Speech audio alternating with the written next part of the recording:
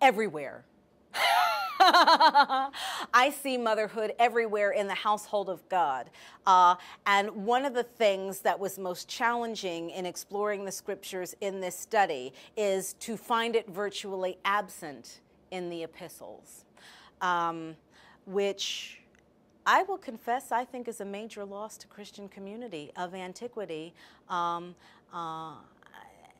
I don't think it's as much of a loss for us today because I think we're much more mindful of the motherly presence in the household of God. Because as Christian conversation has progressed throughout the centuries, there have been more opportunities to enhance our understanding. As I would say, the Holy Spirit has revealed and allow us to embrace and understand. I also think, and there are actual scholars who deal in this all the time that have whose knowledge is far more deep than mine in this regard, but I think even in antiquity there were resources and impulses within Christian community to honor motherliness as a part of God's household that somehow got lost in translation as the church became an institution and developed and gained power over the centuries. So I don't assume with cultural arrogance and with the arrogance of time that it wasn't present and that it's a recent insertion by us today.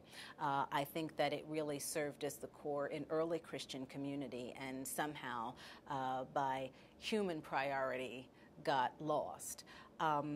But I think some of the images that come up within the General Epistles, such as the spiritual milk in 1 Peter that would nourish us as children of God, is a very maternal image in thinking about Christian community. If we're to think stereotypically about concepts of masculinity and femininity and motherliness and fatherliness, I think the idea of a new birth and the process of being newly born, while still of imperishable, I should say, seed, there's also, repeated references to new birth, and especially, for women who have given birth, the idea of the divine giving birth to Christian community bears some reflection about the nature and depth of Christian relationship and the sense of motherliness within and in the formation of God's household. And given the fact that I was reared by a mother and an aunt and a grandmother, so imagine imagine all the wonderful things about your mom and multiply it by 3, and imagine the most annoying things about your mom and multiply it by 3, and there you have it. Nancy's upbringing. So, I grew up in a maternal household. With women who were very rooted and held as a deep priority, participating in the household of God. And so definitely God breathes in maternal ways and with maternal resources. I think the chapter on elders, given the fact that we in the PCUSA have acknowledged female elders for decades now,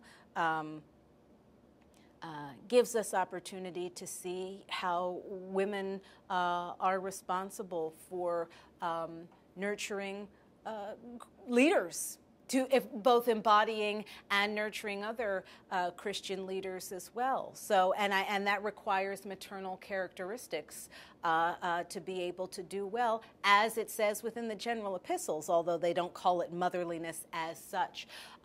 So I think, maternal qualities appear, dare I say, in spite of the fact that the writers of the epistles don't name it as such, so they couldn't avoid it. Even if they did, it's still present.